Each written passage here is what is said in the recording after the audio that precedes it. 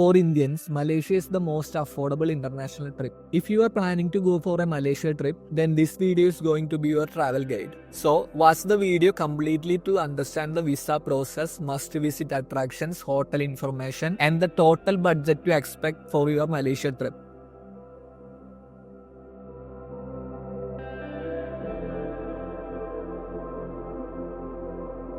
Is Malaysia actually an affordable place? The Malaysian currency ringgit is 18 times the value of the Indian rupee. That means 18 Indian rupee is equivalent to 1 Malaysian ringgit. Yet how can Malaysia be affordable? You might have seen travel agency advertisements which say you can go to Malaysia for as little as 10,000 or 20,000 rupees. First thing, all these travel agency quote their packages rate without including flight tickets. Actually, flight tickets to Malaysia is relatively cheap. If you book in advance, you will get the flight tickets for 7 to 8,000 rupees. Hotels in Malaysia are also very affordable. You will get a standard hotel room for 1,000 rupees and a medium luxury hotel charges from 1,500 to 2,000 rupees. Flight and hotel charges are the only affordable things in Malaysia. All other things are comparatively expensive, especially the entry tickets. I will explain that later.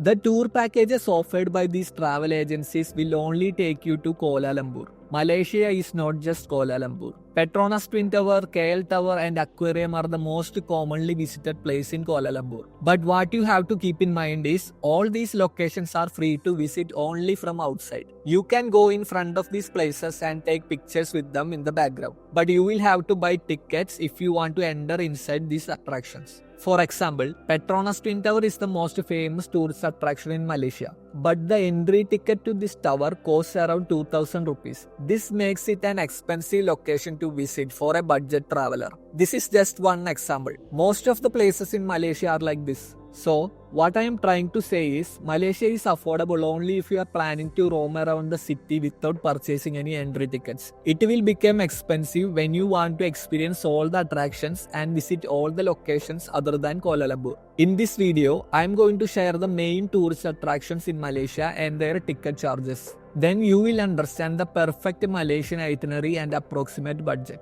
That will help you to plan the Malaysian trip according to your budget and interests without approaching any travel agency. Watch the video completely even if you want to go for a package tour, because this video will show you the tourist places in Malaysia and the time taken to visit these places, and also the ticket price to expect for each and every locations. So later when you go for a package tour, you can ask and discuss with the travel agent about the visiting places, time and budget.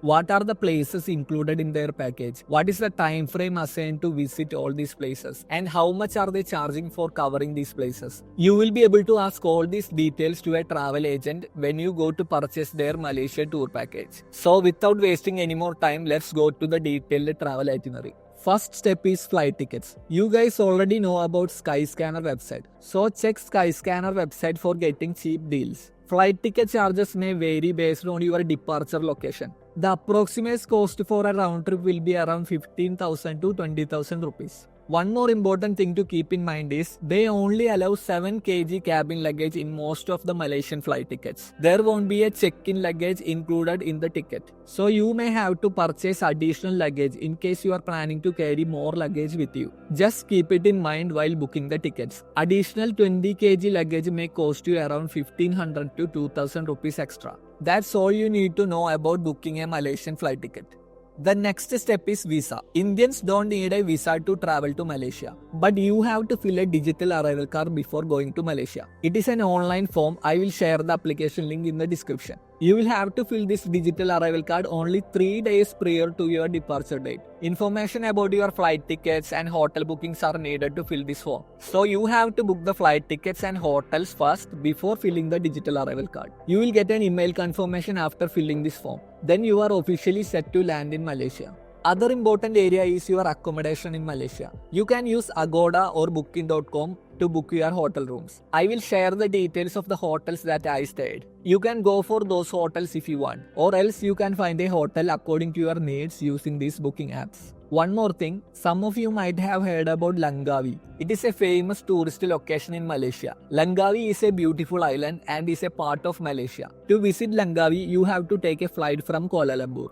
Normally, these budgeted travel agencies won't include Langkawi trip in their Malaysia package. Langkawi is a must-visit place. Don't miss this beautiful island during your Malaysia trip. I am not sharing the details here because Langkawi needs its own separate video to cover all the details. So I have a different travel guide video for Langkawi Island and the link is there in the description. That video will explain the Langkawi itinerary and budget. So let's go to the detailed Malaysian itinerary. Please note that all the expenses that I am sharing here is going to be in Indian rupees. Once you land the flight in Kuala Lumpur, you will have to go to the immigration area. There will be a huge signboard in front of the immigration area. So go there and wait in the queue. Just give your passport to the immigration officer, show him all the booking details and he will seal your passport and then you can leave. It will take maximum 10 minutes. Once you clear the immigration gate, you can proceed to the luggage area. Take out your luggage and you can get out of the airport. Don't forget to install this Grab app in your phone before going to Malaysia. This app is the equivalent of Uber and Zomato in Malaysia. You can book taxi and order food using this app. You will need a Malaysian SIM card for internet. You can buy it from the airport itself if you want, but it will be little more costly. Or else you can go to a 7-Eleven to buy SIM cards in a cheap rate. If you don't know, 7-Eleven is a supermarket chain. You can find these 7-Eleven shops in each and every corner of Malaysia. And you will get anything and everything from these shops. So if you need anything in Malaysia, just go to a 7-Eleven shop. SIM card will cost you around 200 rupees. After buying a SIM card, you will have to recharge it with an internet plan. That will cost you 1000 rupees extra. Kuala Lumpur Airport is situated 60 kilometers away from the Kuala Lumpur city. Your hotel will be in Kuala Lumpur city. So you will have to go to the city from the airport. Travel time between city and airport is around 1 hour. There are 3 options to go to city: taxi, bus or metro train. There will be huge signboards all around the airport. You can refer those boards to find your way to metro station and bus terminal. Bus terminal and taxi pickup points are in the level 1. See? This KLIA Express is the train service that connects airport to Kuala Lumpur city. The ticket charge is 1100 rupees for one person. This train will reach Kuala Lumpur in 30 minutes. Go for the train only if you are traveling alone or if you are in a hurry. 1100 rupees ticket is little bit costly, I know. The best and most affordable option is the bus. Bus ticket price is only 300 rupees for one person. Bus will reach Kuala Lumpur from airport in 1 hour. You can see these ticket booking kiosk in the ground floor of the airport. You can go there and enter the destination details and select the bus service. You will get a printed ticket once you complete the payment through the kiosk. Your bus number and platform number will be there in the ticket. Just check the platform number and wait there in the correct number platform. City service buses are there in every 15 minutes. If you are traveling with a group of 2 to 5 people, then go for taxi. Book taxi using Grab app. Taxi charges from airport to city will vary between 1200 rupees to 1500 rupees. An interesting fact about Malaysia is the petrol price. Petrol is very cheap in Malaysia. It is around 40 rupees per liter.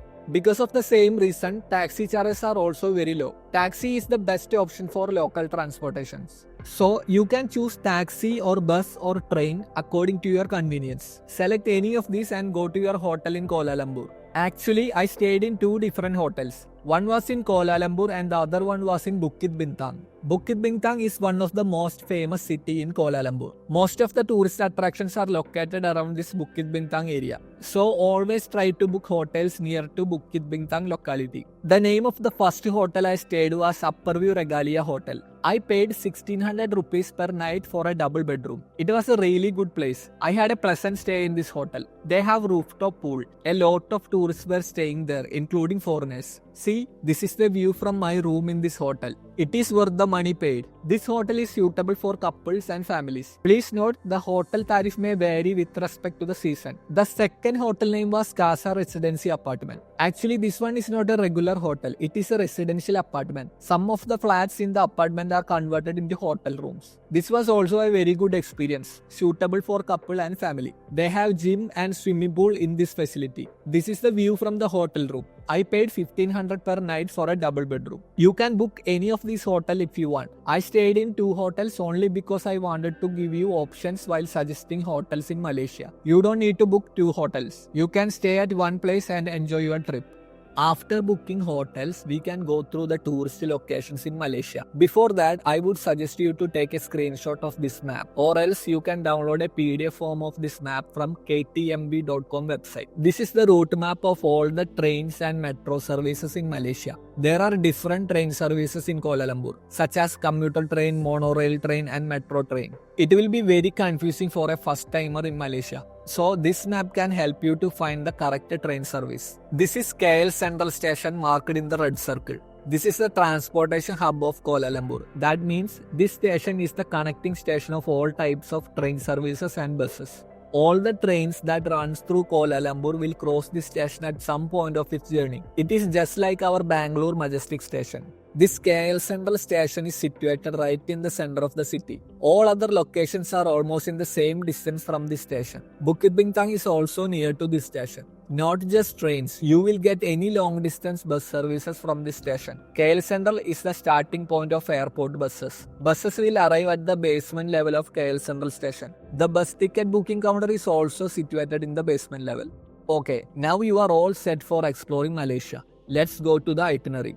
We can start our exploration from the most famous attraction, Batu Caves. It is 14 km away from Kuala Lumpur. If you are 2 or more people, always go for Grab taxi. Use metro or bus only if you are traveling alone. If you are alone, use KTM commuter train to go to Batu Caves. Find the nearest KTM commuter train station to your hotel by using the map I shared before and go to Batu Cave station. Batu Cave opens at 6 in the morning. It is a must-visit spot.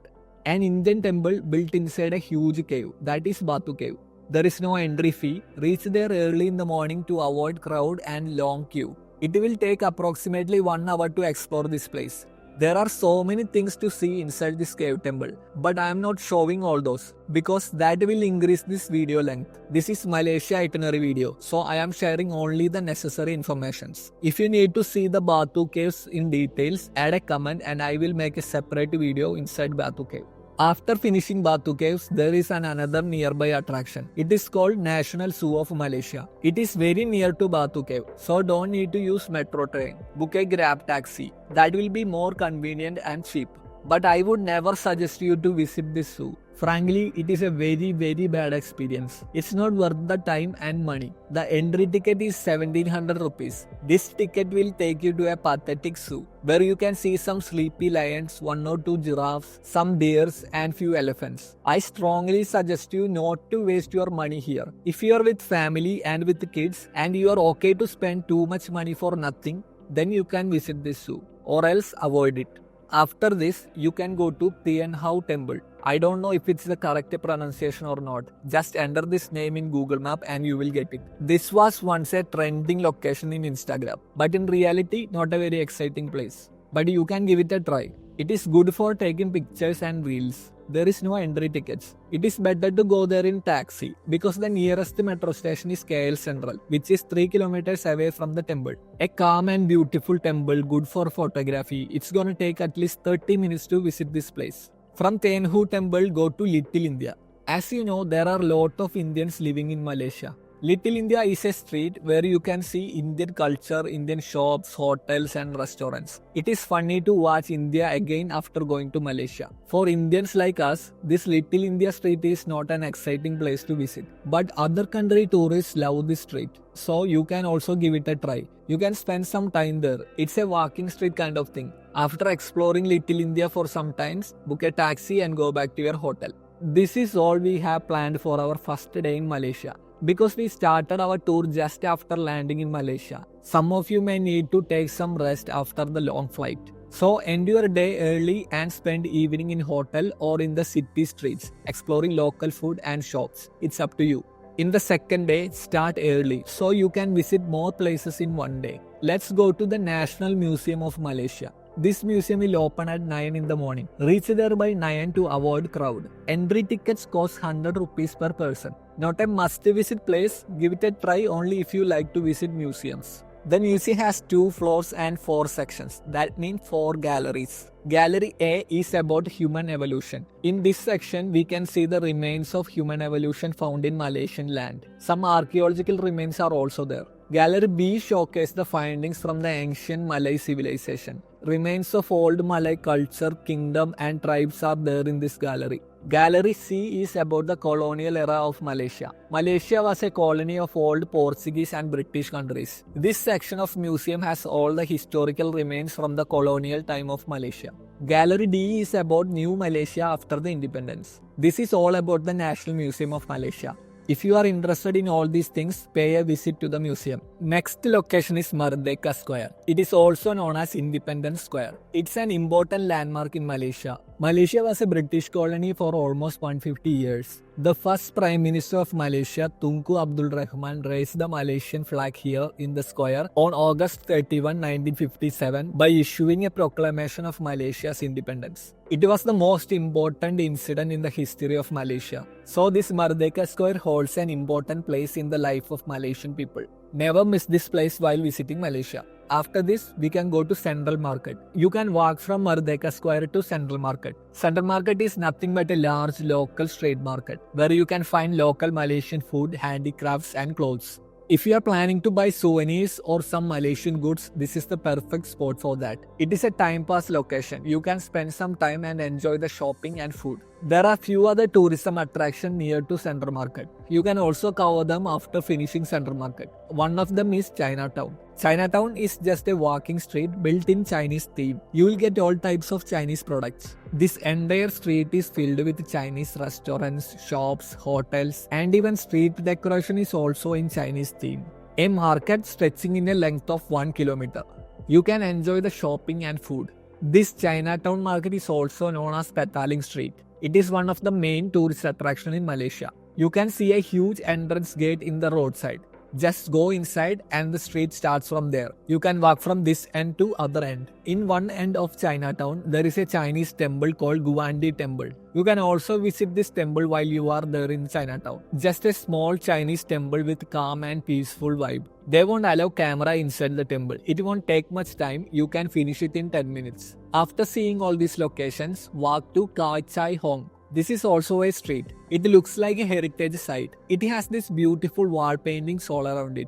This Kwai Chai Hong was once a trending location in Instagram Reels. This location is very good for photo shoot. You will get cool pictures from this street. It is worth visiting. You can spend 10 to 30 minutes here based on your interest. A lot of tourists visit this place, so it's gonna be little crowded all the time. Just remind, all these locations are the main tourism attractions in Malaysia. If you are going for a travel agent, these are the usual places they add in their Malaysian travel packages. You don't need to spend any money to visit these places. These are free to enter and there is no entry ticket. So if you are buying a travel package, discuss all this with the travel agent. This was our second day. After finishing all these locations, you can go back to your hotel. The next day, on our third day in Malaysia, we are going to the most famous tourist attractions, which is Genting Highlands. It is a high-range destination. This place is also known as Las Vegas of Malaysia. It is an entertainment city built in the top of a mountain. This is the only place in Malaysia where you can do gambling legally. It is a must-visit place. You need to spend one full day here to explore all the attractions inside the Genting Highlands. Since it is an important special location, I will make a separate video for explain all the details about reaching Genting Highlands. The link will be there in the description. Next day, we can go to the most famous landmark of Malaysia, which is Petronas Twin Tower. Like I said earlier, it is free to go to the fountain area in front of the tower. But entering inside the tower, you need to buy a ticket. There is another famous tower in Malaysia, that is KL Tower. This tower also needs an entry ticket. So I will explain these two tower exploration and ticket booking details in a separate video. Check the link in the description.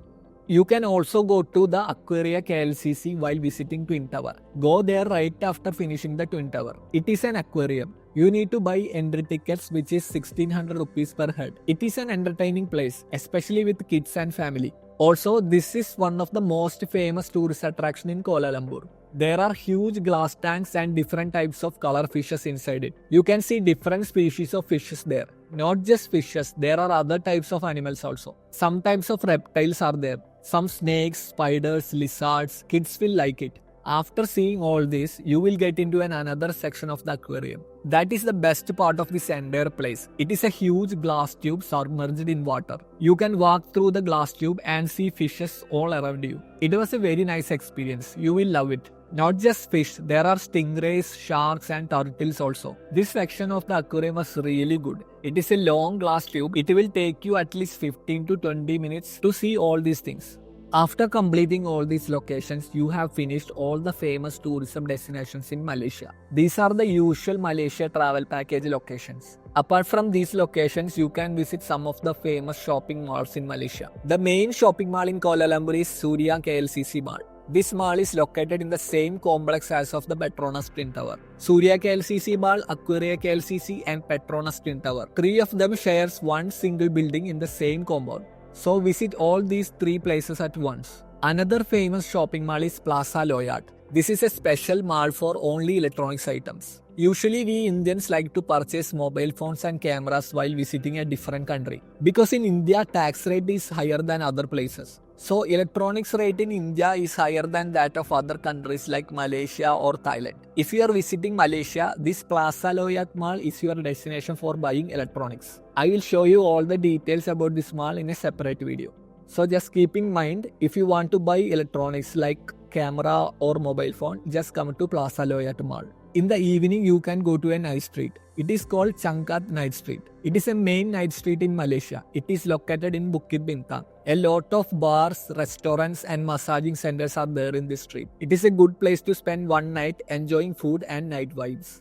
These are the famous tourism locations in Malaysia. Apart from these common destinations, I will tell you two more places to visit while you are in Malaysia. First one is L International Karting Circuit. This is a go-karting place. It is the biggest go-karting in Asia. So those who likes this type of activities, don't forget to visit this place. This will be an exciting thing to do. I will share more details about the go-karting in a separate video and link will be there in the description.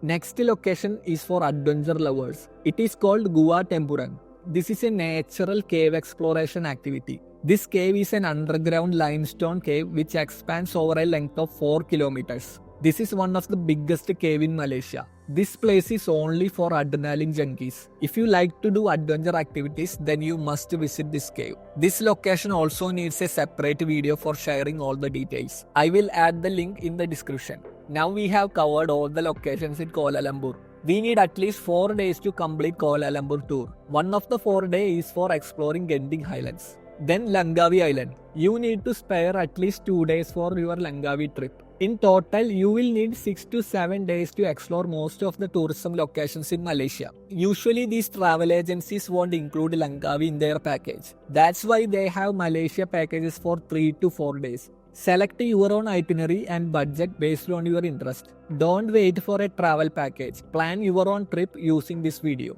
Even if you are going for a travel package, then compare the details from this video with the package details. Then you will get an idea of expected rates and time needed for that package. Finally, that's all about our budget Malaysia travel guide.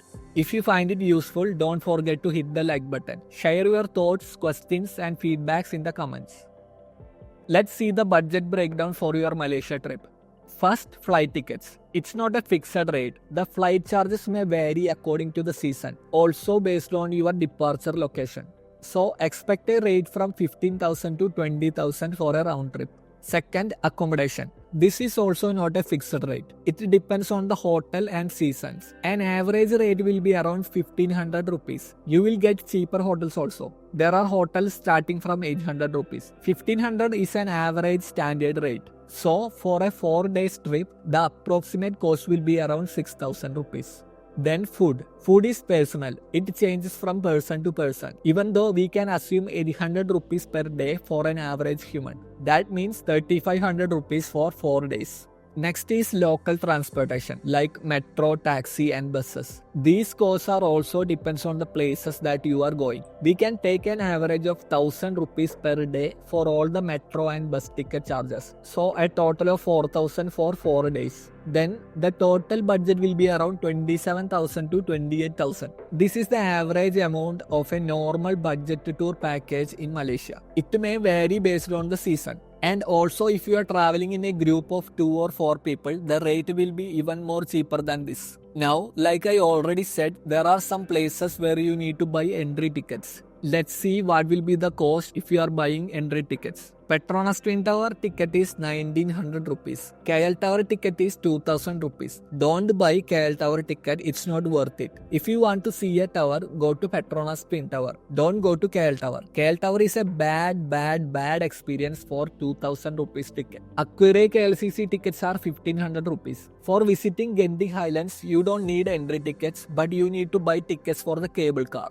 That will be around 1000 rupees. These are the ticket charges for all the attractions in Malaysia. Choose them based on your interest and budget. Also, Langkawi Island trip. Langkawi is a beautiful place. If you are interested to visit this island, extra budget is required. Complete cost breakdown and itinerary for Langkawi trip will be shared in the Langkawi travel guide video. Check the description for all the separate videos. If you are visiting our channel for the first time, then don't forget to hit the subscribe button. This channel is for budget travelers. We'll help you to plan your trip on a budget. In this channel, we will share travel guide videos of every places inside and outside India. If you are a budget traveler, if you don't need to buy a travel package, if you want to plan your trip on your own, then join our community.